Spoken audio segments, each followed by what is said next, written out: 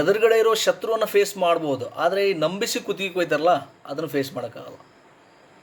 ಈಗ ರಾಜ್ಯ ಸರ್ಕಾರ ಏನು ಮಾಡ್ತಾಯಿದೆ? 1 ತಿಂಗಳಲ್ಲಿ ನೇಮಕಾತಿ, 1 ವಾರದಲ್ಲಿ ನೇಮಕಾತಿ, ನಾಳೆಗೆ ನೇಮಕಾತಿ, 56,432 ಹುದ್ದೆಗಳ ನೇಮಕಾತಿ, 15,000 ಶಿಕ್ಷಕರ ನೇಮಕಾತಿ, 8,000 ಪೊಲೀಸ್ ನೇಮಕಾತಿ. ಕೇಳಿ ಕೇಳಿ ಕೇಳಿ ಸಾಕಾಗೋಯ್ತು. 3 ವರ್ಷ ಆಯ್ತು ನೋಡ್ರಿ, ಬರೋಬ್ಬರಿ 3 ವರ್ಷ ಆಯಿತು. ಬರೀ ಇದೇ ಡ್ರಾಮಾ ನಡೆದಿದೆ, ಬರೀ ಡ್ರಾಮಾ. ಒಳ ಮೀಸಲಾತಿ ಅನಾವಶ್ಯಕವಾಗಿ ಗೊಂದಲವನ್ನು ಸೃಷ್ಟಿ ಮಾಡಿದ್ರಿ. 17% BJP ಸರ್ಕಾರ ಮಾಡಿದಾಗ ಇದೇ ಸರ್ಕಾರ, ಇದೇ ಕಾಂಗ್ರೆಸ್ ಸರ್ಕಾರ ವಿರೋಧ ಮಾಡಿತ್ತು, ಸಾಧ್ಯನೇ ಇಲ್ಲ ಅಂತೇಳಿ. ಆದರೂ ಅದನ್ನೇ ಮಾಡಿದ್ರು. ಗೊತ್ತಿದೆ ಅದು ಕೋರ್ಟಲ್ಲಿ ಸ್ಟ್ರಕ್ ಆಗುತ್ತೆ ಅಂತ, ಆದರೂ ಬಿಡಲಿಲ್ಲ. ಮತ್ತು ಈಗ ವಾಪಸ್ ಅದಾಗಲಿಲ್ಲ ಅಂದ ತಕ್ಷಣ ಮತ್ತೆ ವಾಪಸ್ಸಿಗೆ 15%ಗೆ ಬಂದರು. 15% ಡಿವೈಡ್ ಮಾಡಿದ್ರು. ಮಾಡಿದ ಮೇಲೆ ಆದರೂ ಹೋಮ್ ಮಿನಿಸ್ಟ್ರು 1 ವಾರದಲ್ಲಿ ನಾವು ನೇಮಕಾತಿ ಮಾಡ್ತೀವಿ ಅಂತ ಹೇಳ್ತಾರೆ. ಶಿಕ್ಷಣ ಸಚಿವರಂತರೂ ಒಂದು ಹೆಜ್ಜೆ ಮುಂದೆ ಹೋಗಿ ಶೀಘ್ರದಲ್ಲಿಯೇ, ಬಹುಶಃ ಅವ್ರಿಗೆ ಸ್ವಲ್ಪ ಕನ್ನಡನೂ ಬರಲ್ಲ, ಹೀಗಾಗಿ ಶೀಘ್ರ ಅನ್ನೋ ಶಬ್ದನೂ ಅದು ಅರ್ಥ ಆಗಿಲ್ಲ ಅನ್ಕೋತೀನಿ ಅವ್ರಿಗೆ. ಯಾರೋ ಹೇಳ್ಕೊಟ್ಟಿದ್ದಾರೆ ಶೀಘ್ರದಲ್ಲಿ ನೇಮಕಾತಿ ಅಂತ ಹೇಳ್ಬಿಡ್ರಿ, ಸುಮ್ಮ ಗಾಳ್ಯಾಗ ಗುಂಡು ಹೊಡೀರಿ ನಡೀತದೆ ಅಂತೇಳಿ. ಏನು ರೀ, ಭರವಸೆ ಕೊಡೋದಕ್ಕೆ ಒಂದು ಲೆಕ್ಕ ಇರುತ್ತೆ. ವಿಶ್ವಾಸ ಅನ್ನೋದೇ ಹೋಗ್ಬಿಟ್ಟಿದೆ. ಈಗ 15% ಆದಮೇಲೆ, 15% ಒಳ ಮೀಸಲಾತಿ ಅದಕ್ಕೆ ಸೆಟ್ಲ್ ಆದಮೇಲೆ ಈಗ ನೇಮಕಾತಿ ಮಾಡೋದಕ್ಕೆ ಏನು ಪ್ರಾಬ್ಲಮ್ ಏನು? ಮತ್ತು ನೀವೇ ಹೇಳ್ತೀರಲ್ರಿ, ಪೇಪರಲ್ಲೆಲ್ಲ ನೀವೇ ಕೊಡಿಸ್ತೀರಾ, ಪೇಪರಲ್ಲೆಲ್ಲ ಸ್ಟೇಟ್ಮೆಂಟ್ ಕೊಡಿಸ್ತೀರಾ, ಇನ್ನು ಕೆಲವೇ ದಿನಗಳಲ್ಲಿ ನೇಮಕಾತಿ ಅಷ್ಟಿದೆ, ಪೋಸ್ಟ್ ಇಷ್ಟಿದೆ. ನೋಡಿ, ಇನ್ನೊಂದು ಹೇಳ್ತೀನಿ ನಿಮಗೆ, 56,432 ಪೋಸ್ಟ್ ಬಗ್ಗೆನೇ ಸರ್ಕಾರಕ್ಕೆ ಸ್ಪಷ್ಟತೆ ಇಲ್ಲ, ಕ್ಲಾರಿಟಿ ಇಲ್ಲ. ಕ್ಲಾರಿಟಿ ಇದ್ರೆ ಕೊಡಲಿ ನೋಡೋಣ, ಪಬ್ಲಿಕ್ಕಿಗೆ ಕೊಟ್ಬಿಡಲಿ, ಎಲ್ಲ ಸ್ಟೂಡೆಂಟ್ಸ್ಗಳಿಗೆ ಗೊತ್ತಾಗ್ಬಿಡಲಿದು. ಯಾವ ಇಲಾಖೆಯಲ್ಲಿ A ಗ್ರೇಡ್ ಎಷ್ಟಿದೆ, B ಗ್ರೇಡ್ ಎಷ್ಟಿದೆ, C ಗ್ರೇಡ್ ಎಷ್ಟಿದೆ, D ಗ್ರೇಡ್ ಎಷ್ಟಿದೆ, ಅದ್ರ ಬಗ್ಗೆ ಸ್ಪಷ್ಟ ಮಾಹಿತಿ ಇಲ್ಲಿವರೆಗೆ ಯಾರಿಗಾದ್ರೂ ಸಿಕ್ಕಿದೆ? ಇಂತಿಷ್ಟು ಈ ಇಲಾಖೆಯಿಂದ ಇಷ್ಟಂತ ಸುಮ್ಮ ಅಂದಾಜು ಹೇಳಿದ್ದಾರೆ. ಆಮೇಲೆ ಇವರು ಹೆಚ್ಚು ಬರೀ ನಿಗಮಗಳ ನೇಮಕಾತಿಗೆ ಒತ್ತು ಕೊಡ್ತಾ ಇದ್ದಾರೆ, ಇಲಾಖೆಗಳ ನೇಮಕಾತಿಗೆ ಅಷ್ಟು ಒತ್ತು ಕೊಡ್ತಾನೆ ಇಲ್ಲ. ನಿಗಮಗಳ ನೇಮಕಾತಿಗೂ ಮತ್ತು ಇಲಾಖೆಗಳ ನೇಮಕಾತಿಗೂ ಭಾಳ ವ್ಯತ್ಯಾಸ ಇದೆ. There is huge difference.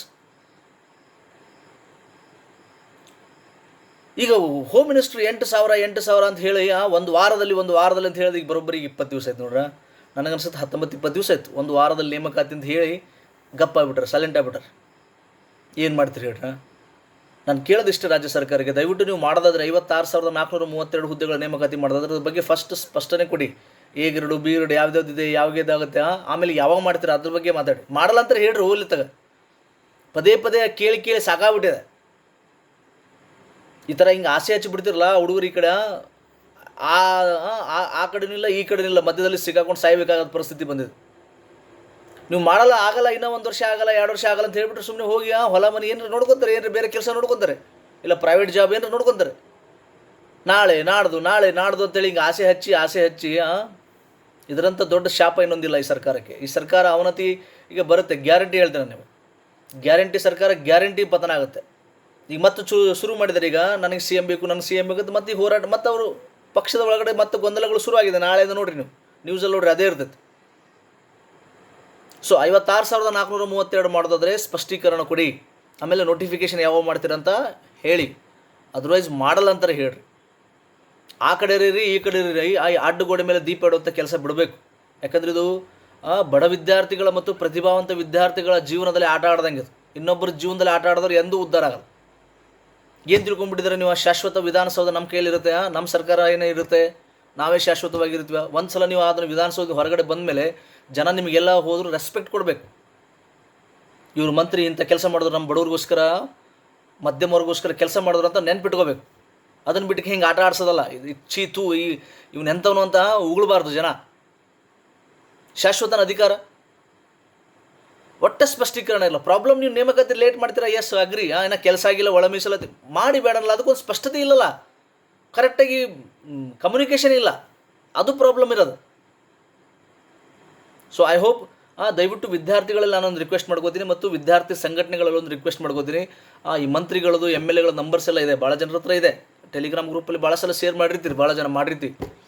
ಆ ನಂಬರ್ಸ್ಗೆ ಕಾಂಟ್ಯಾಕ್ಟ್ ಮಾಡಿ, ಜನಪ್ರತಿನಿಧಿಗಳಿಗೆ ಹೇಳಿ 56,432 ಯಾವ ಇಲಾಖೆಯಲ್ಲಿ ಎಷ್ಟು ಸ್ಪಷ್ಟವಾದ ಸಂಪೂರ್ಣ ಮಾಹಿತಿ ಬೇಕು, ಆಮೇಲೆ ಯಾವ ನೋಟಿಫಿಕೇಷನ್ ಮಾಡ್ತೀರಿ. ಆದ್ರೆ ಅದನ್ನು ನೀವು ಒತ್ತಡ ಹಾಕಲೇಬೇಕು.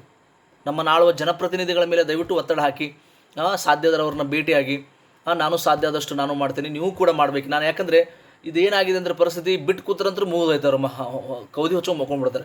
ಇಷ್ಟು ಬೆನ್ನು ಹತ್ತಿ ನಾವು ಯೂಟ್ಯೂಬಲ್ಲಿ ಟೀಚರ್ಸ್ಗಳೆಲ್ಲ ಬೆನ್ನು ಹತ್ತಿ, ಸಂಘಟನೆಗಳು ಬೆನ್ನು ಹತ್ತಿ, ವಿದ್ಯಾರ್ಥಿಗಳು ಹೋರಾಟ ಮಾಡಿ ಏನೆಲ್ಲ ಮಾಡಿದ್ರು ಕೂಡ ಇಷ್ಟು ಆಟ ಆಡ್ತಾರೆ. ಇನ್ನೇನೂ ಇವ್ರಿಗೆ ಬೆನ್ನೇ ಹತ್ತಿಲ್ಲ, ನಾವು ಇನ್ನೇನೂ ಇವ್ರ ಬಗ್ಗೆ ಮಾತಾಡಿಲ್ಲ ಅಂದ್ರೆ ಇವ್ರು ಹೆಂಗೆ ಮಲ್ಕೋಬೇಡ ವಿಚಾರ ಮಾಡಿ, ಬರೋಬ್ಬರಿ 4 ಕೌದಿ ಹೊಚ್ಕೊಂಡು ಮಕ್ಕೊಂತಾರೆ. ಸೊ ಹೀಗಾಗಿ ನಮ್ಮ ಕರ್ತವ್ಯ ನಾವು ಮಾಡೋಣ. ಸರ್ಕಾರದ ಮೇಲೆ ಯಾವತ್ತೂ ಒತ್ತಡ ಹಾಕಬೇಕು, ಯಾಕಂದರೆ ಕೆಲಸ ಆಗಲ್ಲ. ಪ್ರಜಾಪ್ರಭುತ್ವದಲ್ಲಿ ನಮ್ಮ ಹೋರಾಟಗಳನ್ನು, ನಮ್ಮ ಹಕ್ಕುಗಳನ್ನು ನಮ್ಮ ಹೋರಾಟದ ಮುಖಾಂತರ ನಾವೇ ಪಡ್ಕೋಬೇಕಾಗುತ್ತೆ, ಬೇರೆ ದಾರಿ ಇಲ್ಲ. ಈಗ ಇಷ್ಟು ದಿನ ಮಾಡ್ಕೊಂಡು ಬಂದಿದ್ದೀರಾ, ಈಗಲೂ ಕೂಡ ಮಾಡಬೇಕಾಗುತ್ತೆ. ಇನ್ನೂ ಅಲರ್ಟ್ ಇರಿ, ಮೈ ಮರೆತು ಕೂಡಬೇಡ್ರಿ, ಆಗುತ್ತೆ ನೋಟಿಫಿಕೇಷನ್ ಹಂಗಿರಲ್ಲ. ನಮ್ಮ ಕೆಲಸ ನಾವೇ ಮಾಡ್ಕೋಬೇಕು. Okay, thank you.